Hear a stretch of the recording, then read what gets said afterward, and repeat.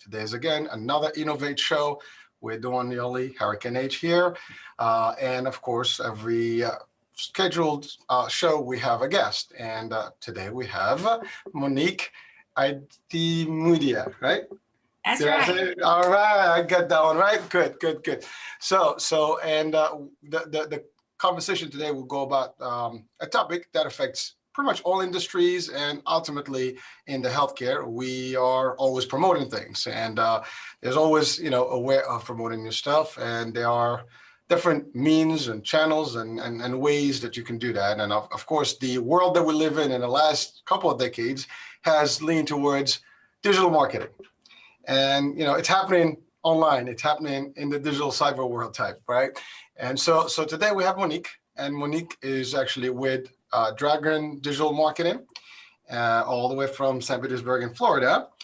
And she'll be talking to us a little bit about the digital marketing world and how it relates, how it connects, how it benefits, and how can it be effectively utilized in our business world and various industries. And obviously every type of industry might have a different spin on things, and obviously we're going to talk about that today and see what we can learn. And we'll basically have some questions and answers here, and maybe we'll talk about some pros and cons and how it all works, and that's about it. So let's get started. So Monique, first of all, tell us a little bit about yourself and your company, and then we'll go from there.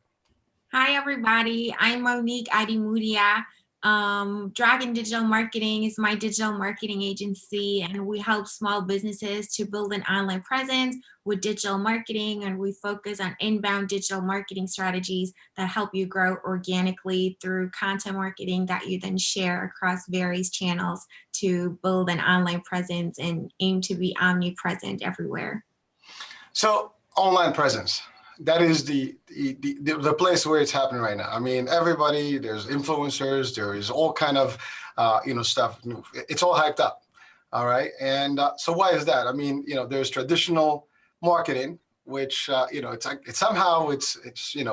losing its position in the industry world, and how it is, always, it used to be the way to go, and whether it be billboards, media, classifieds, and different things, paper, print, radio, all that stuff. But now we get a little bit more on everything that is a digital platform. So let's talk about all those mediums, like what are they, and how they typically, weigh out against the traditional media. Yes, that's right. So the internet just affects more and more areas of our daily lives, and people are spending a lot of time online, and they're spending a lot of time on social media, on YouTube, watching videos, on blogs, reading articles. They're getting their news online from Google. They're searching for things. People use search engines a lot, and people shop online. So a lot of things have just shifted from offline to online in recent years. And especially now, ever since COVID happened, a lot of things shifted even more towards online. So marketing your business online is just becoming super important, almost to the point where you can't even have a 100% offline traditionally run business anymore nowadays. You need some part of digital component to also reach your audience and your customers online and meet them where they are, which is on the internet. A lot of people use mobile devices as well. So we're always connected and available. And that's a great opportunity for businesses to use those digital technologies and stay front of mind and market their business with the help of those digital technologies. Right. So what are the digital types of marketing, opportunities that are out there? Yes. I mean, there are the platforms, but there's also ways to utilize the platforms correctly or Yeah. effectively. So there are search engines, for example, and there's search engine marketing, which is marketing on search engines. You can do that organically through search engine optimization or SEO, or run paid ads through Google Ads. There's social media marketing, which is marketing your business on various social media platforms like Facebook, Instagram, Twitter, YouTube, Snapchat, Twitch, so You're many, in TikTok now? right, TikTok now, Yeah, so it's many coming up. social media platforms that are becoming more and more popular, and people are spending more and more time on those platforms. And then there's content marketing, which is like podcasting, what you do, and blogging and writing content, publishing videos, just creating content, designing graphics, this content too that you put out there and distribute across different channels. Then we have email marketing, which is sending out emails to your subscribers if you have an email list and you can sell through your email list. You can also provide valuable resources and tips to your email list and just stay in touch and have that connection, build that relationship, engage in conversation, ask questions, get feedback, get validation through email. There's a lot of things that you can do there. Then there's marketing automation, which is basically employing software to handle repetitive tasks or processes that software can handle just faster, more efficiently, and more reliably than a person could for you. There's marketing analytics, which is like a science of itself. It's basically leveraging and understanding all of the digital metrics that are out there and attributing the success, like the conversion rates, for example, of different channels, and mapping that to the success of your business. There's online PR, which is another digital marketing channel. So if you're doing outstanding in your business and you make the news and you get mentioned online by the press, or you're, for example, a public speaker, or you're being interviewed on a podcast like I'm interviewed by you right now. So that would be Well, public, we're having a dialogue. right? So that's a lot. I mean, That's a you lot just of gave a whole list of things that, it's hard to actually even just capture them, at once. You'll have to have a list. It's a menu. And of course, depend on the magnitude of the business, the capital of the business, how well they're doing, are they new? Obviously, there's different things they can pick. So it's a nice little menu to select from. Different items work for different businesses maybe differently than and better than others, right? that's But there's a lot of it, right? And I'm assuming there's also a lot of competition in this world. I mean, this is the new thing, and everybody's, I see ads all the time. Everywhere on my social media, I get pop-ups, from everything. And, not to mention we get all these sponsored things that come up onto your screens. And then also there is you mentioned automation, and I'm assuming AI based or robotic, type of stuff. Is that what we refer to?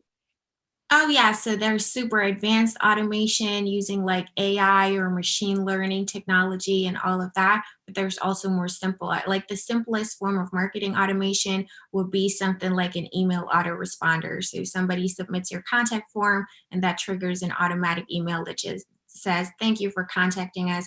We'll get back to you as soon as we can."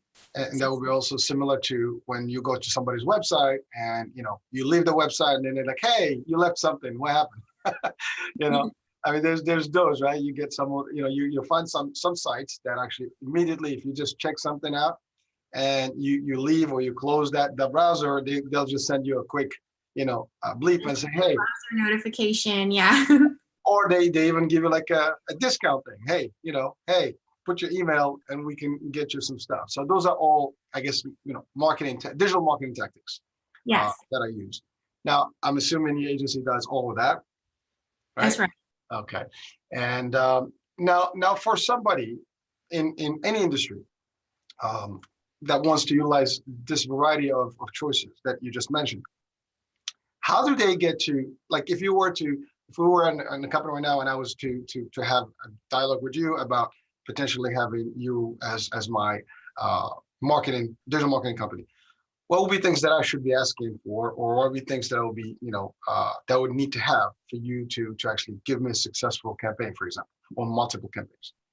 Yeah, so one of the most important things is to actually know what you want. So you should be really clear about what your goals are and what you want to achieve, because this is like the basis of everything that a digital marketing company can do for you. So they're going to plan the strategies and the tactics that they're going to use and which channels that they're going to focus on, all based on your goals and what can give you the best results to achieve those goals. And then the second most important thing is to really know your target audience. So you have to really know who you're trying to reach and who you're trying to target, so we can do a great job and target the right people for you that your marketing messages resonate with, so you can see the best results. So that could be geo access type of mapping. It could be age group, economic, type of Yeah. situation, all that stuff. So use all those metrics to determine, what is the proper audience.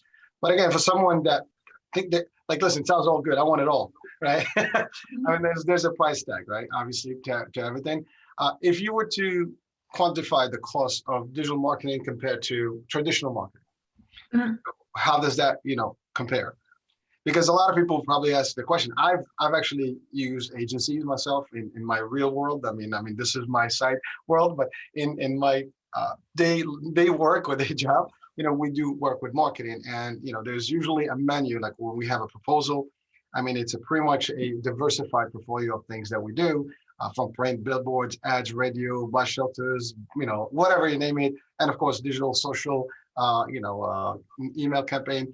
And each one of those has its own type of merit and its own type of return on investment type of thing. So what would be that balance? And what would it be? Obviously you do all digital. I'm assuming you don't do any traditional, but I'm sure that's competition as well. So how do you fare against that? Yeah, so like you've already said, you never want to put all of your eggs in one basket. So you want to focus on different things and do everything that makes sense for you. So you want to have different campaigns that incorporate different digital marketing channels, and you choose what's the best for that business. And digital marketing, in comparison to traditional marketing, is just a lot more cost effective, because you know exactly what you're getting. Like if you publish a Facebook ad, you can see how many impressions you've gotten, how many people you've reached, how many people engage with your ad, how many people click through, and so on.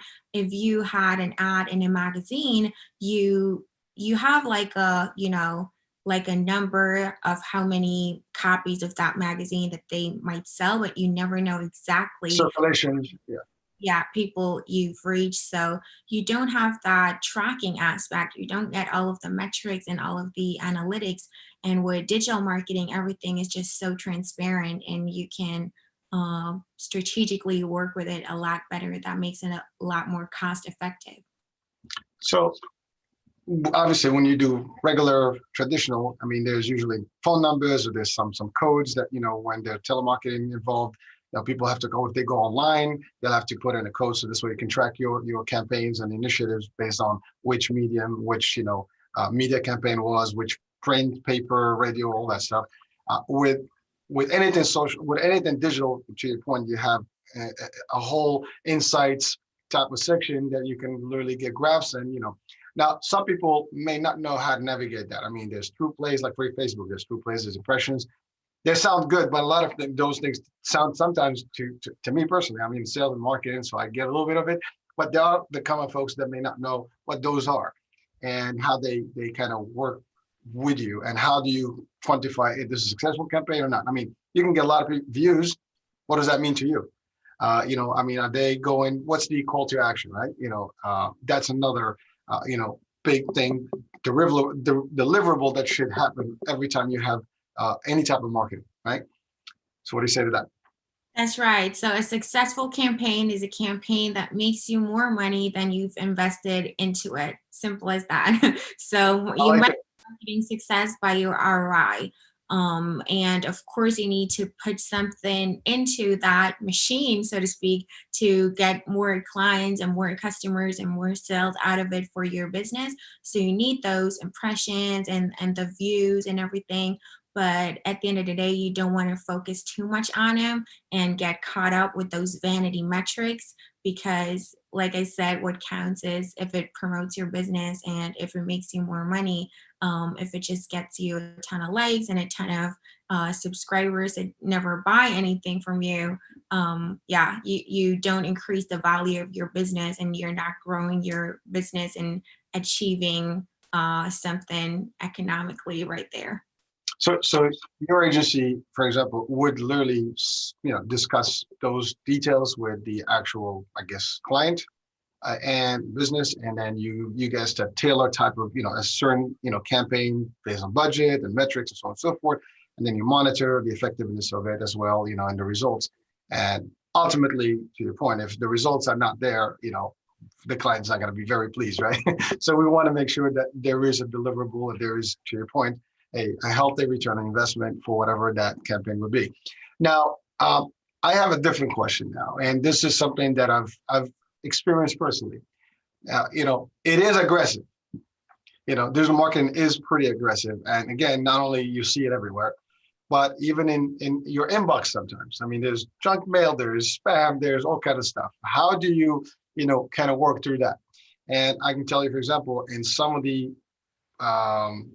platforms, and I can speak, clearly about, for example, I use LinkedIn a lot, amongst others, but in LinkedIn, I get a lot of, almost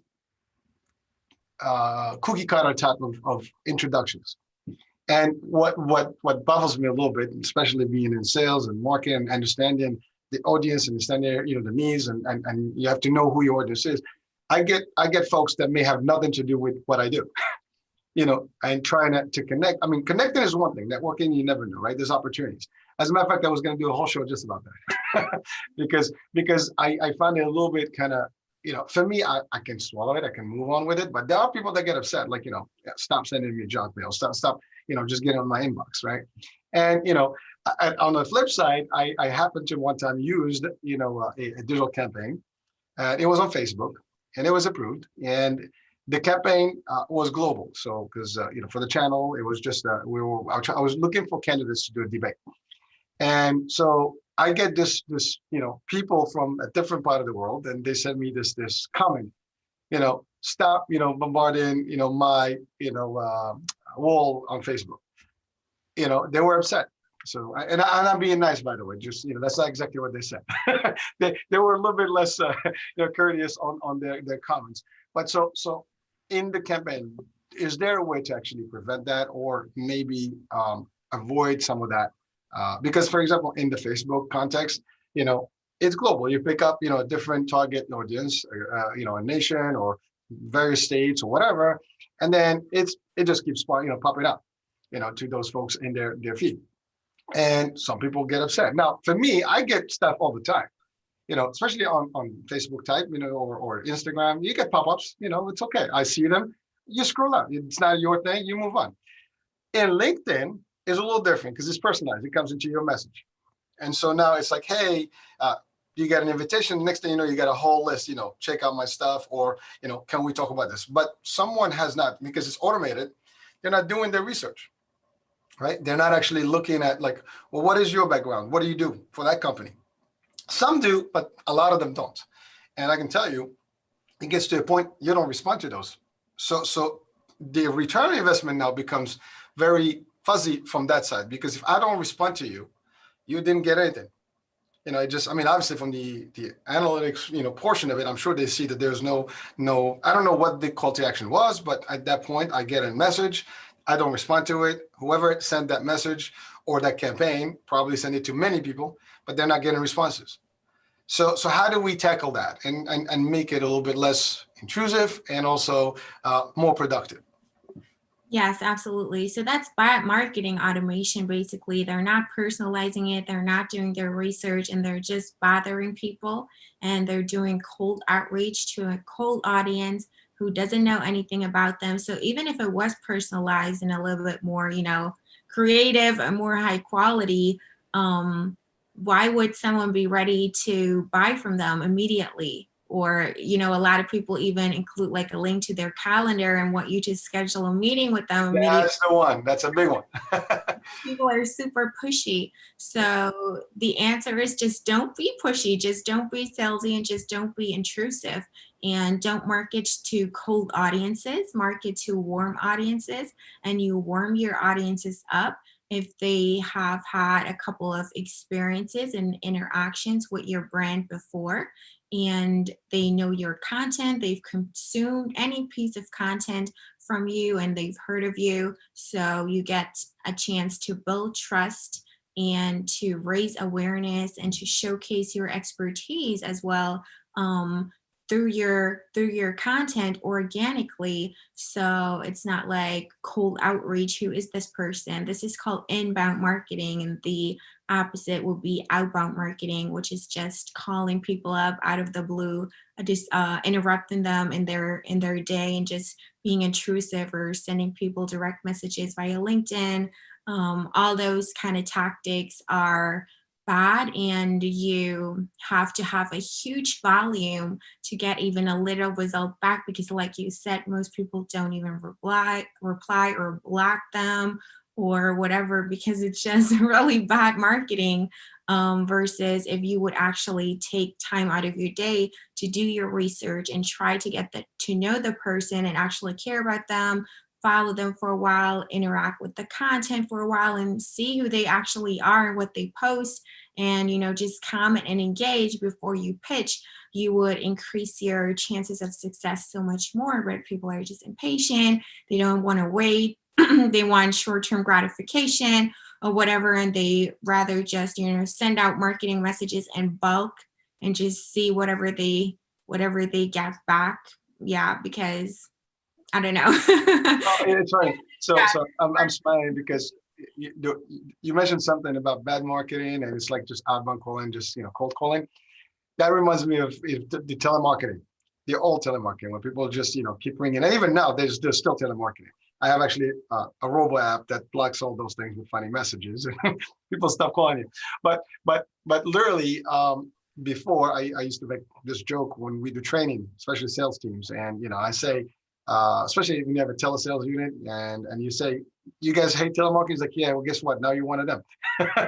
So telemarketing has always been, looked at as not a very comfortable situation. Whether you're calling, this was when you did actually physically.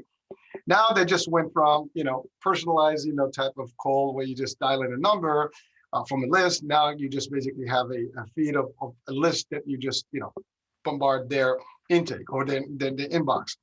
And, ultimately that is not, to your point, very productive. And, but now the question is, I have not noticed this, the surge until more recently. Now, just a little bit more, I mean, you'd say COVID maybe, but before COVID, I started seeing this trend. 3-4 years ago, I literally got people that were actually connected with you, and they actually knew you, and they know exactly what you do for a living. And then when they reach out to you, you'd see that there's some connection there. There's definitely that there's a relationship that can be built. But when there's someone that just sends you, something about their service, and you and that service had nothing in common, it just kind of like, okay, whatever. So it just stays there. And I think you just point out the point right now, clearly that, hey, do you want just to cost yourself money, send a whole bunch of stuff that you don't get any return investment on?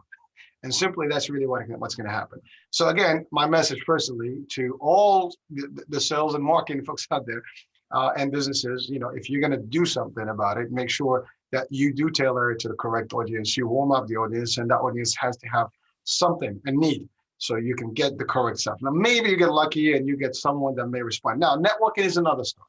If it's a networking opportunity, that's good, because I know you know somebody, and ultimately through a referral opportunity, we might be able to connect something. There's always something that can come out of a relationship, right? But when you do it that way, and you just kind of like go to cold turkey, as we would call it, and there's no action out there, and basically you just wasting your time, and you get frustrated too because you're not getting any return. So that was just my quick little, I wanted to say this, before, like I said, in a different show, but this came in a good time because we're discussing this topic, and it is valuable because, I mean, ultimately people live in their phone right now, their tablet, more phone than tablet, I would say. And even at work, I mean, you live in your computer for the most part, and everybody has at least a few accounts in all these type of platforms, and some of those are more active than others. And of course you mentioned Snapchat. Now TikTok is the new thing happening. YouTube is a big deal. I mean, all of them. You got Periscope, Twitter. I mean, there's so many, right? And every one of them has its own audience. Vimeo, I think that's a new platform for videos and stuff and content. And so these are all places where you can share good stuff. And of course, there is an audience for everyone. As I was saying, there's everyone for every type of product, and there's a product for everyone, right? So at the end of the day, there is opportunity. And so for you guys as an agency, you obviously open to anyone that's willing to deal with you. Obviously, you're selling services, and you want to keep doing that effectively. There are agencies and there are agencies. That's the other thing that I was saying. Now, I know you don't want to talk negative about anybody, but I'm not going to talk about negativity here. But at the end of the day, we just want to see what would be something that, as a business, when I select an agency or I select someone to run my campaigns, to look for specifically from that agency. Is it time in the industry? Is there any metric that can other than the reviews, because the reviews can be a little bit, manipulated too. So I'm not going to go there, but there are tricks to everything, right? But what would be a good way to gauge a company A versus a company B to actually select in your own perspective?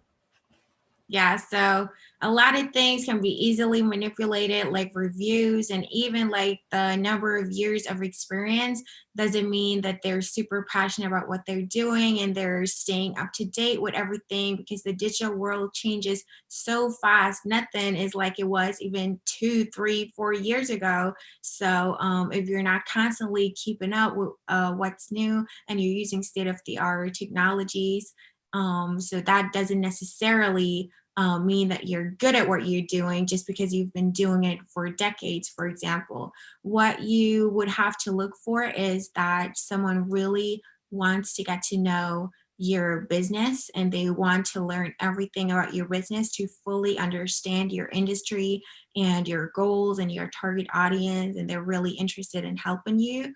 Then make sure that the agency practices what they preach.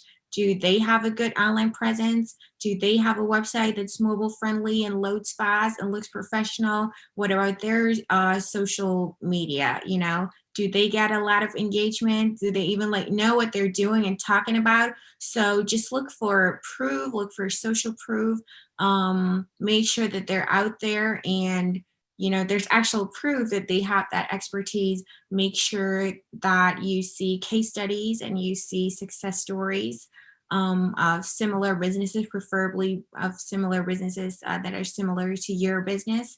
And make sure that they focus on a collaboration process and they don't, promise you a completely hands-off experience and you have no idea what it is that they're actually been doing. So make sure that there's regular meetings. They document everything. Good documentation and project management is crucial. You need to have access to your data and see your numbers and be able to get reports whenever you want to see them. And you should know how they're spending your budget and what they're doing with it at any point in time. Make sure it's a collaboration. You have good customer service. Ask for their availabilities when they work, so they're always reachable. And make sure they're using good technology, they're using the right software that's professional to help you out in the best possible way. That's the things that you should be looking for. Well, that's a question now for someone that doesn't know the difference between what's a good software versus not. How would I differentiate that? It would be a little difficult for me. You can easily tell me this is the best thing that happened. I'm like, well, I took your word for it. So now a quick question. A new business, doesn't matter what industry, ultimately they usually have capital flow and there's limitation in what they can do. I mean, your campaigns can go crazy, right? But what would you recommend to a small business that needs to get their products or services out there, but in a cost-effective way? Are there packages that are available in that aspect that can meet those needs? Or, is there a minimum that a company must have? And is it a frequency that the company has to maintain? Because I can do a good campaign and I do a quick blitz right there, and then I die out, and then basically that may not have the impact and the results that we'd like to achieve. What would you say to that? And what would be the recommendation for somebody that is a new business, for example? Yes, absolutely. So I would recommend to focus on inbound marketing and creating organic content if you don't have large budgets to spend on advertising. So you want to create content and you want to leverage anything that's free, like social media or like SEO, which is organic, anything that you don't have to pay for, and just leverage that to the fullest and see it as an opportunity that things like that even exist. Yes, it's competitive and it's not easy, but back in the day of traditional marketing, you wouldn't even have the chance to compete with the large corporations and their million or billion-dollar budgets. But now you can for free on things like social media and search engines, and build your email list, build your own audience that you own yourself, and leverage digital marketing tactics that involve all of that. So yeah, just leverage that to the fullest. Word of mouth marketing, that's free. Over deliver and always give your clients great results so they spread the word and encourage sharing. And yeah, make the most out of everything that you can make anything of. Good. So now you as an agency, you actually do the creative too, right? So there is the campaigns and all the tools, but there's also the creativity or the creative portion of the business, right? Now, so what do you guys have in terms of creative potential? I mean, what do you do? I mean, do you do ads? Do you do audio, video, photo, all of the above? What kind of, things you have available? All of that. So we do everything from web design to web development to graphic design, audio, podcasting, video, Excellent. any creative, ad creatives, writing, anything like that. Yes. Good. So you're a full service type of agency, and you'll basically deliver that across whoever the industry, whoever the customer or the client be, right? Now, going back to the previous question, in terms of time frame, ultimately, small budget, but what would be a good frequency to really see some result? Because a lot of people think if I just put an ad and do a little bit of a sponsor on Facebook or this and that, will that yield any results? Or is there a formula to really get in and reaching out a certain amount of people when you get that critical mass where you can start getting some action? So is there anything that I'm of course, I don't want you to tell me all the secret sauce here, but certainly just the highlights of, what would be something that is valuable.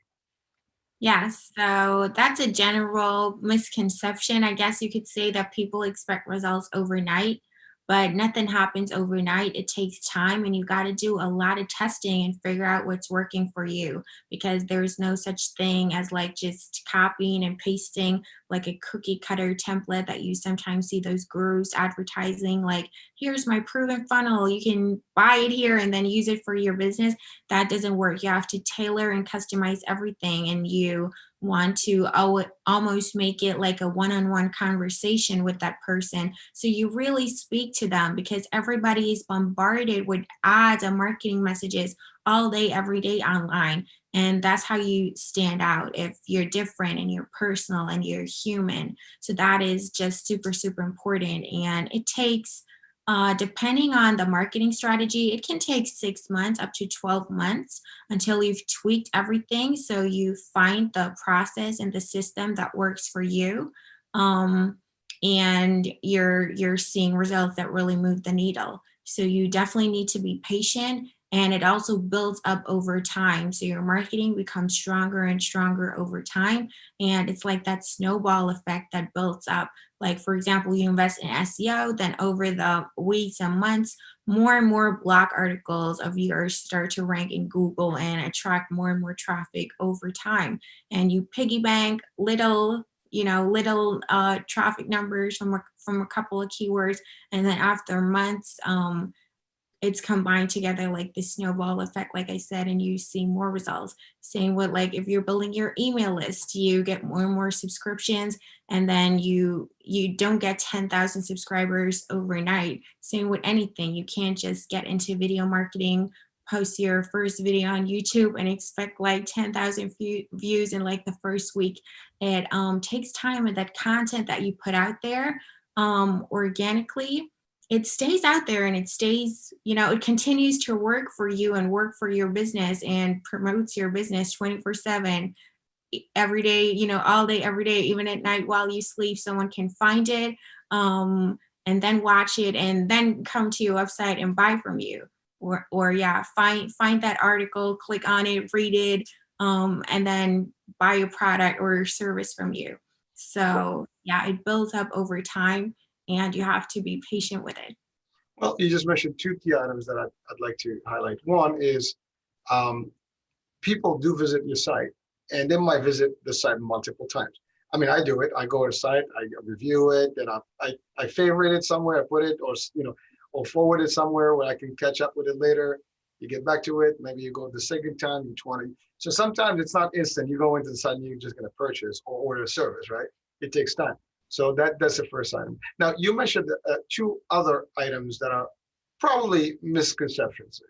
One is you said, you put a video and you're on YouTube when you're a multimillionaire already, because that's what's happening in YouTube, right? It's a big competition, right? And everybody thinks that I'm going to go in there, I'm just going to be a pawn on YouTube, and I'm going to become the next big hit on YouTube, right? All the top YouTubers right now have probably spent few years, and I've watched a lot of them, talking about how it started. Took them 2-3 years, even 5 years before they got to where they are today. And it's a lot of work. It's not like it's overnight. Then you also mentioned the Google ranking, for example, YouTube ranking. All these platforms, they do have algorithms that actually get someone to the next level. And as you build the audience, certainly things will happen, and then you start moving up in the platforms. And then eventually you get to a pool where your content is really attractive enough that people will actually start hitting. So most of people may not know that there are all these different things in place before you can just see any success. So again, the message is use an agency that knows what they're doing, one. Two, make sure they understand that it's not going to be an overnight success. I mean, this is, unless you're a company that's already like super established, it doesn't matter what you put out there. You have a new product, you just promote it, you're already out there. There's an audience there. But if you're a new name or somebody that's building a company, it should take time, and that should be expected, right? Absolutely. Yeah. I make sure that they don't promise you unrealistic things, and yeah, promise you fast success, because they wouldn't be able to keep that promise. So one key question for someone, what would be like a small budget to start with a campaign on a month-to-month basis for someone? So if there's someone out there that has a small business that want to make it happen, maybe there's an opportunity to put aside some dollars that are dedicated, which you should as a business, to have marketing dollars and a budget for any season, right? Again, right now we're in the holiday season, so there's got to be some marketing dollars for this. It's a big time to shop, right? And also provide services. So what would be a recommended number? Obviously, that can be any number from large company to small company. But if you're a startup and in your first couple of years, to be effective, at least you need to spend a dollar. Based on your experience, what could be that amount? If Yes. there's such. So to be able to see results in a reasonable amount of time, investing like $1,000 a month up to like $1,700 a month is like a good guideline for some, is what they should calculate with. So again, there you go. So it's not pennies. It does. You have to have a plan. You do have to have a strategy, and marketing is an industry in its own. It is. There's a lot of pieces of marketing. Again, I can speak by experience. I mean, I run sales and marketing, so I'm a little familiar with this. But even with my expertise, we still use agencies that do this on a day-to-day basis. I mean, that's the bottom line. There's an expert at every level, and you do need to find the right folks to do the right thing for you to get the right results. And again, doesn't matter what industry. Now, in my world of healthcare insurance world, I mean, we do use a lot of digital marketing. We do use traditional marketing. There's always opportunity there. And I know you and I, we talked about potentially seeing how, some of the potential ways to market, for example, in the healthcare industry. Is there even a difference? Does it matter? I mean, these mediums or ways of marketing pretty much are standard across. The content may vary, right? From an industry to the other, or the audience also may vary. But at the end of the day, the way to market, these are all ways to do it, and each one of them can be just as valuable and potential, right? Yeah, right. Yeah. There are specifications and differences from industry to industry. And yeah, there are some things that are special about any industry. I think what's noteworthy here to mention for the healthcare industry and the medical industry is that it can have a huge impact on people's lives. So a lot of platforms have stricter guidelines when it comes to those industries. For example, if you want to advertise on Facebook, you have to be really, really careful with the claim that you're making because it can affect people's health. So yeah, that's really important. Also on Google, for example, they rank websites and the search results to health and medical related terms, only websites that are very authoritative, and there's actual doctors and people who have that expertise to write about those things. So people with bad intentions who want to scam people and sell their wonder pills or whatever, don't rank there and can make money out of that, and yeah, basically hurt people's health. Well, it's funny you said that because I just posted something I think last night. So CMS, the Center for Medicare and Medicaid Services, they actually put these bulletins, and one of the biggest thing now with COVID vaccine, there's that big watch, fraud, and fraudulent, emails and things. Hey, we can save your life. We got this vaccine available down the block. All these things. So especially for the seniors and the senior market, that is a big deal. And so those types of I guess bulletins and those types of flash notes to the public are important because people tend to take advantage of any situation, and there's always, when there's a catastrophe, there's always somebody that wants to some of it's legit, some of it is not, and you get always scams and things that come up, and I think digital marketing is an easy way to actually create those opportunities, and of course being with an agency that understands those regulations is a key, because like everything else, if the agency does not know the rules, and they might not be as liable as you as the company. And so there's legal liabilities if somebody gets affected in their health, God forbid, everybody gets under, some sort of a litigation that is unnecessary. And that's not something we would recommend. So from the health platform that we are, it's important that, whatever we apply in the digital world or the marketing has to always be, conform to the regulations. Again, I was mentioning about our industry in the insurance world, especially in the government programs, and working with the regulators. One of the key things, we have everything has to be compliant. Everything has to be approved, approved by compliance and by the actual regulatory agencies, whether it's the Department of Health or the actual CMS. Before it's even in the marketplace, even our ads have to go through these scrutiny, processes, and that's important. And again, that goes to every hospitals, pharmacies, pharmaceutical companies. Pharmaceutical companies have to go through all these disclaimers, and then they run them quickly, blah, blah, blah, blah. It's crazy. Some people say, like, well, why do they have to tell us about all the bad side effects? Well, that's because that's a regulation. You have to tell people about risks, So, but then if the company is not legit, or they're using mediums that are not correct, or they're not savvy enough, you might fall in the trap and then become liable for issues that you didn't have to deal with, especially if you're a startup, type of project or business. So again, that's just a quick note on the health piece of it, because that is a big component, believe it or not, in the scheme of things. So Monique, your agency, how available are you guys, and how can someone reach out to you and utilize your services? We are available almost anywhere, so you can find us on social media. We're on Facebook, Twitter, LinkedIn, and YouTube. Our website is dragon-digital-marketing.com. There you can also find a lot of helpful resources and learn more and reach out to us through that. And we have you, Monique. Now, you're the point, the access point for us, right? And That's right. For the audience watching today or listening on the radio.